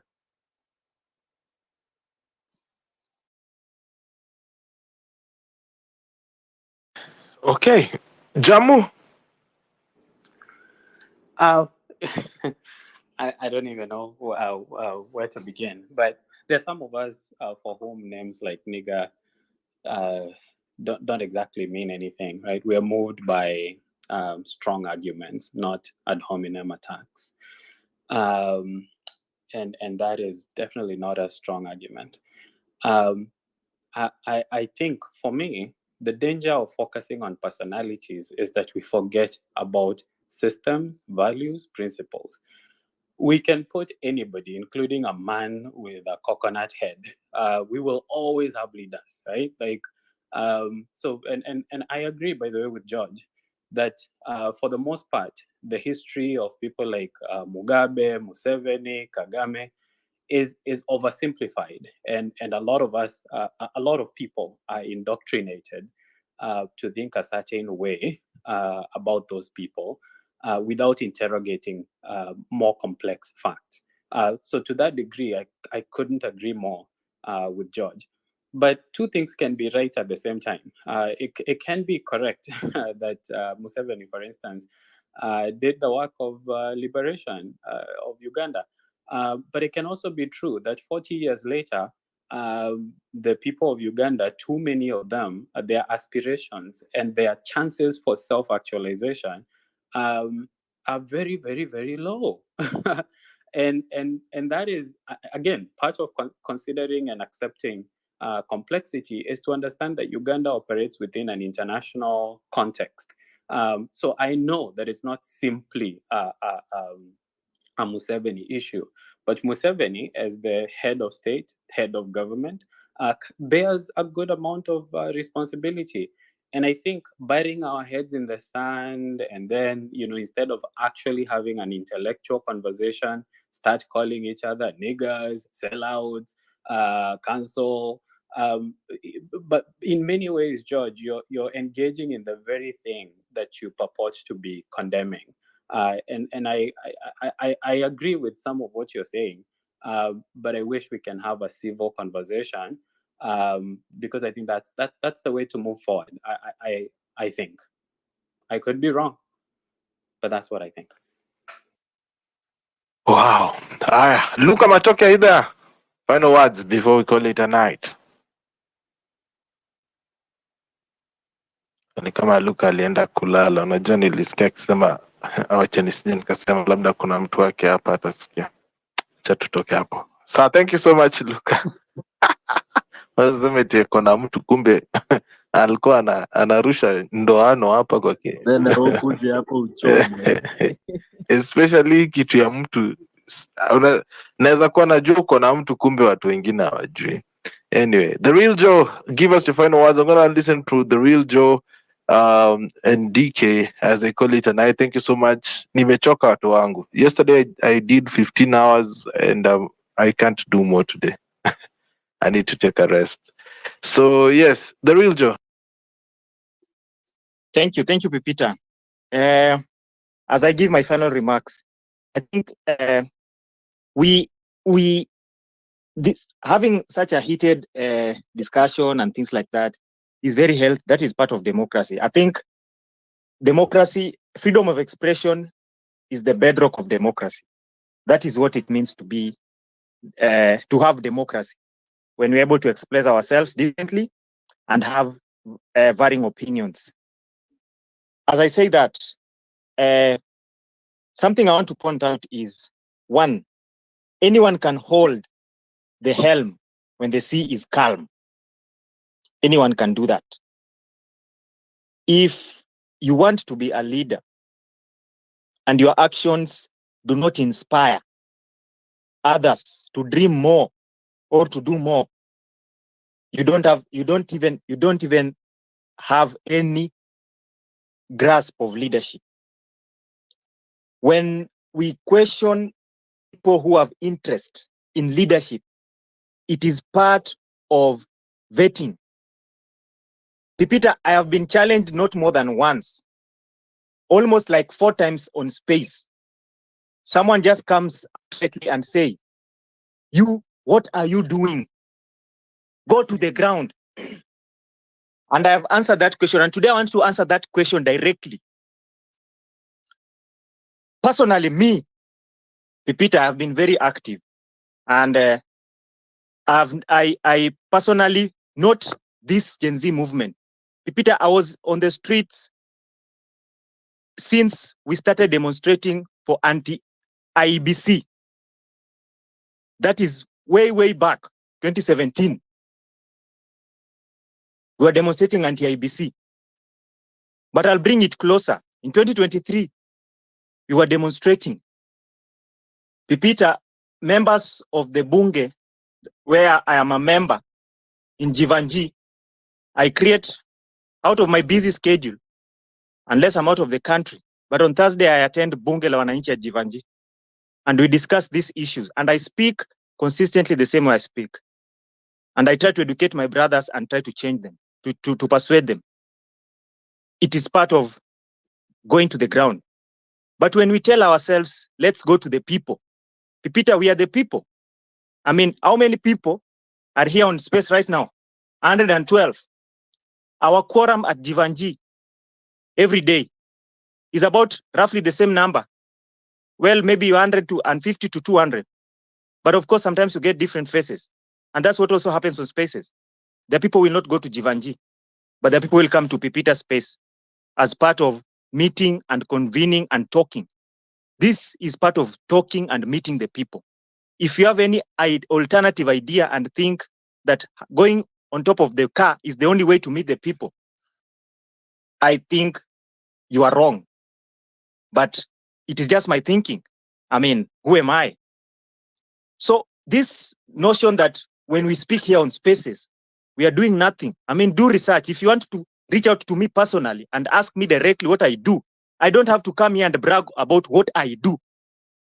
At the end of the day, when I come back and sit in my house, I try and see, did I create an impact? Every Thursday when I go and speak in our bunge, sometimes it is very hostile. At some point, we used to speak in those bunges and most of the people are ODM. I've been in ODM, but I was trying to persuade them. At some point when we were going to the streets, when I tried to persuade people, at some point when I first saw Kina Kasmel start joining the Jivanji Thursdays, at some point it was hostile because those people felt that we were anti-Raila. But we still spoke. We still spoke directly to them. We changed some of them. Pipita, I tell you, in 2023, we went to protests. I can mention to you people, members of our bunge, who were killed with their names fighting for this cause. It took the intervention of this bunge we collected money and we began. It is the only case against the 2023 atrocities at the East African Court of Justice, courtesy of Jivanji Bunge la Wananchi. So when we speak on spaces, try and evaluate and see. Don't just point directly and say, this person is doing that, this person is doing nothing. I know the effect of going to the ground. That is a way we are trying to shape public opinion. But not everybody will be in that ground as well. People are on the ground, yes. Is an avenue to try and persuade people, try and change, try and talk about issues. It is important. There are more than 5 people gathered. It is important to have, it is a discussion in itself. Let us not wish away ourselves here on space and say, no, space is not important. It is very important. If you know about digital activism, internet activism, Occupy Gezi in Turkey, I can mention to you so many other more. They have happened from these spaces, from internet, from social media. Even just the Occupy Parliament, it was from spaces. It was from social media. Don't wish away such movements. You might not know because you are not directly involved. When you tell people go to the ground, not going to the ground as well. Talk, look at yourself, evaluate yourself, what you are doing. What are you doing about these cases? What are you doing about Adani? What are you doing? Evaluate yourself first before you evaluate the other person. That is how you move. Don't throw the first stone. Don't start the war if you cannot finish it. If you want, don't start the war if you cannot finish it. And don't come. I was lectured in a space by someone in the diaspora. Even having the courage to tell me that, I'm living in a country that has a more mature democracy. I told just in 1 month, the month of September, I traveled in 6 countries. You are glued to one country in the last 14 years, and they're telling me more mature democracy. And you are trying to lecture about a more mature democracy. Sometimes we just speak. At the end of the day, even if our opinions differ, respect has to stay. At the end of the day, even if we have difference in opinion, we still have to understand that the same problems that are ailing me are the same that are ailing you. We have to fix our nation. At the end of the day, even if we have trouble with each other, let us find a common ground in terms of fixing our country. We don't have to be friends, all of us. But if we are united by the atrocities that we are facing as a Kenyan people, that is enough. We are not brothers. We are not what? We are countrymen. Patriotism is part of being a countryman. Let us just be respectful to each other. But anybody who is taking up leadership, we will call you out. If I call you a conman and you are trying to be a leader, you're asking for leadership, and I call you a conman and you feel that is wrong, go and become a pastor where you want to be praised. In politics, we will call you conman, muwaji. We are calling Ruto all those names. Be braced for them. We will call you. We will call you. We will call you. Pipita Island. Umesema hakuna huruma. Hey, Ellis. Yeah. Pipi, iko hivi bana. Mi hata siongei mengi. Vijana, especially Gen Z, msikuwe emotional. Unajua nini? Unajua mtu kaa George, is your father? Kusema ukweli. Ukiangalia age yake, umri wake na umri yenu ni kama mtu na sani yake. Na one thing George anafanya is exactly what you Kidogo to Ellis Hill. I am nobody's father. No, Your father you are being is your emotional. father. Wait, one moment. Your father is your father. I am not your father. You are not my son. My son is my son. Go give. I'm not talking to everybody. Go give that respect to your father. I don't need your respect. I don't want your respect. Okay, what I'm saying is, when nilikuwa nasema hivi.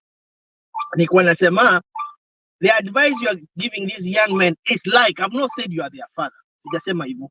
Nasema is a talk a father gives your son. And a very good example of that is to see the relationship of kama everybody knows them, hii space tunatumia ya Elon Musk na relationship na babake. Babake ako anampembeleza. Actually, even up to right now, I mean, I don't think the dad baby is Elon Musk, even though he's the wealthiest man in the world. But it's that tough bringing, that tough talk, what almost anybody can think is an insult, which is not really, it's supposed to prick your conscience, it's supposed to prick your manhood.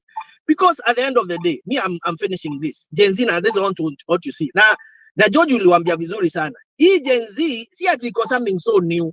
You know, I'm Generation X, ndio. Lakini our time, kulikuwa kina Kitabu Imanyara, James Orengo, and there's so many. Those were university students then. Those are young people then. You know? So every generation, young people who fight the regime of the day. Lakini iko hivi.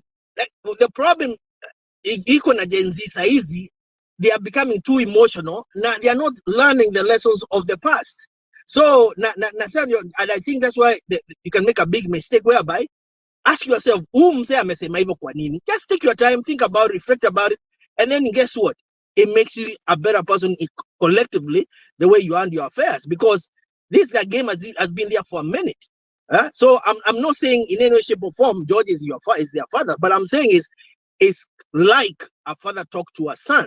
Now, if you go, for example, in the military, you don't even oppose those orders. You are told orders, you do what you're told.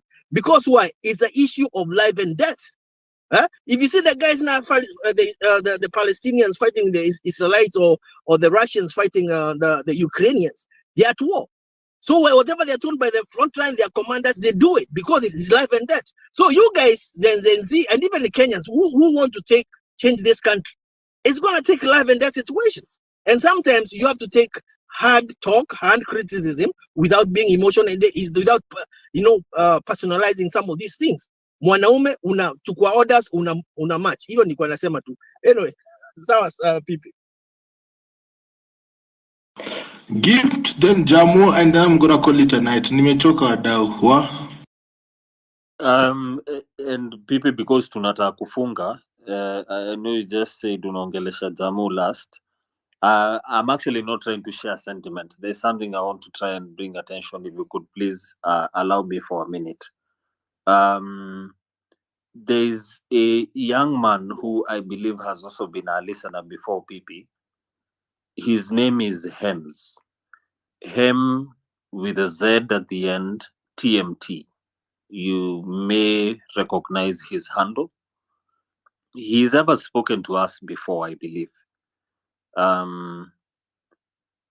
As we speak right now, nobody knows the whereabouts of Hems for a very long time, and he just got raised up a couple of hours ago by some of the friends who've been able to also realize this. So, people, with your permission, I know you've just spoken of closing it with Jamhuri. I want to borrow your permission, please. I will not even give my last words. If you could allow me to please allow either Fabish or Grace to talk to us with some bit more detail, either one of them. Because I think it would be good. There are some of us who are here who've also spoken to him before, and it would be good for us to just raise it because it's one of us, if that's fine.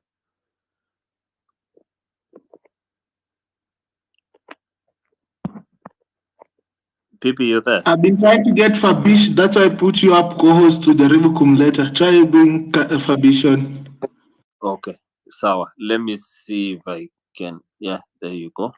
All right. So, like I mentioned, I just wanted Fabish to be able to give a bit more detail. I think he may have some more than I do. Fabish, can you hear me? Yeah, I can hear you, DK. Please go. Yeah, on. thank you so much. So, without wasting time, I want to bring attention about one of our friend, our brother from the coast, anaitwa Hems, jina ile ambao anajiita kwa Twitter, but his official name anaitwa Hamdun Abdi. Hamdun Abdi, we cannot trace him currently.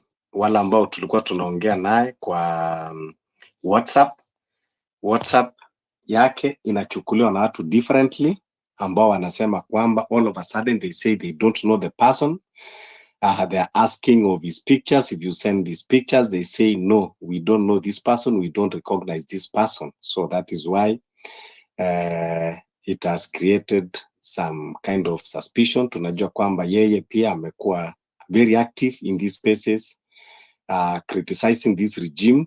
And as we know the trend of this country, that when you criticize too much, anything can happen to you anytime. So that is why we are raising it as alarm, so that we can be able to, amplify the message. If we can tweet and retweet until we get his whereabouts. So thank you. Thank you very much, Fabish. And to just add to it, if you'd like to know who he is and how we can be able to just amplify that more, please, if you haven't followed me, just follow my page, the DK Gift. Oh, yeah, You'll find my... and I already sent to DK Gift, and I think to Pipita and also to DK Gift.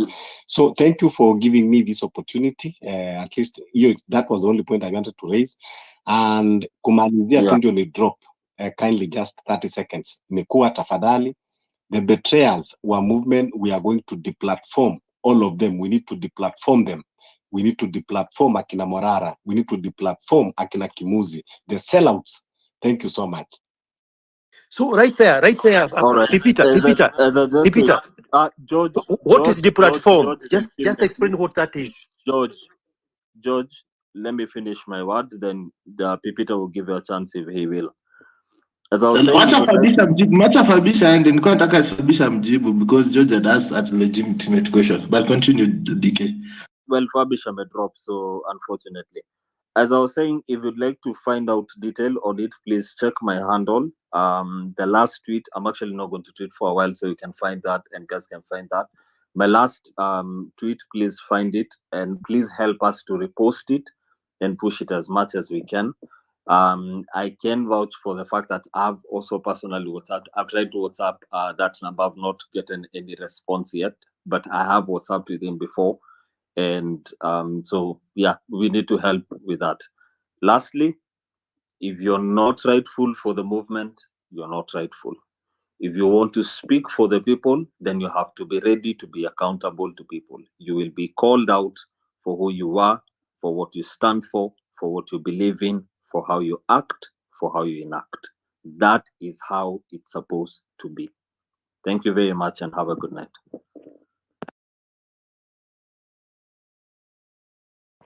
Pipi to you.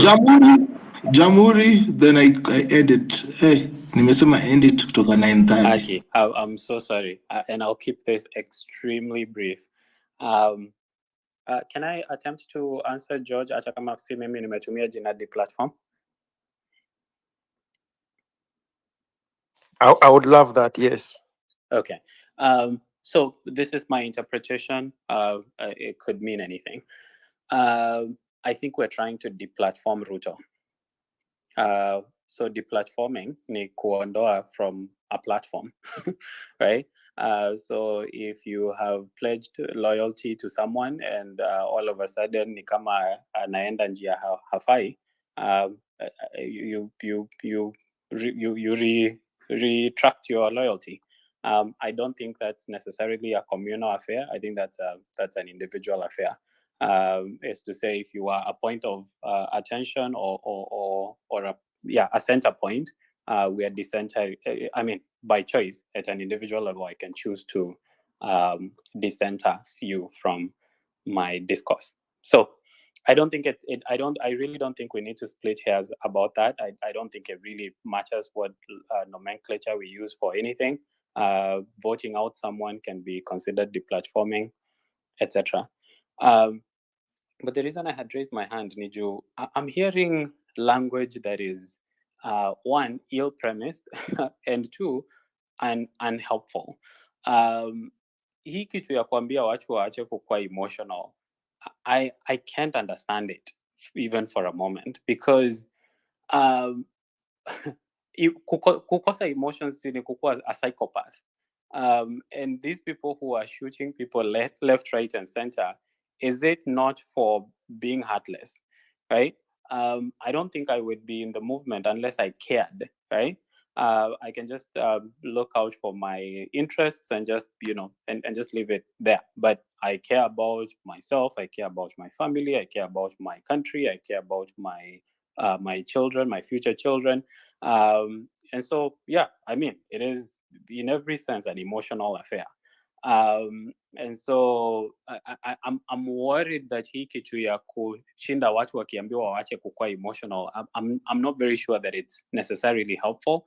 I'm not even really sure what it means, if it does mean anything.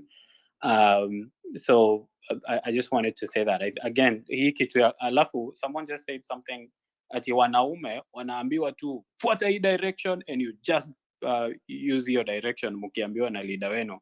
And I'm thinking, no, hiyo si kukuwa mwanaume, hiyo ni kukuwa a slave.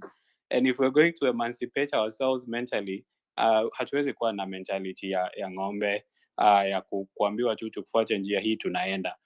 I think there has to be, I think critical thinking has to be a core component of this movement. Because after all, it could be argued that Bwana Ruto alifanya public what do you call it? Civic education wakati alikuwa anafanya campaign.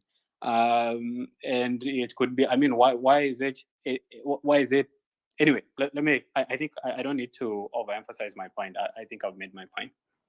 Asante Pepicha, sorry for keeping you so late. Right, asante sana George. Sasa mkono unaekea nini juu bwana? George, are you there? Where is this kid, George? Talk to me, George.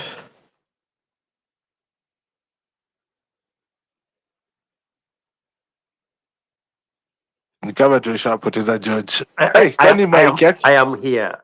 I just wanted to correct, and I don't even know English. You can tell by my Kikuyu accent. The opposite of emotional is not sociopath. The opposite of emotional is logical. Okay, then Things that's what that the are language real. problem is, because it isn't. Logic. Haya, That's a language issue. Naambia hii class tunasoma hadi. Tukutane ni Monday. Okay, Sunday who be back. 5, 4, 3, 2, 1, 0. Welcome to Home Run with Pippi. A good father knows his children. A good host knows his speakers. Good night, ladies and gentlemen. Have a great weekend ahead. Don't drink and drive.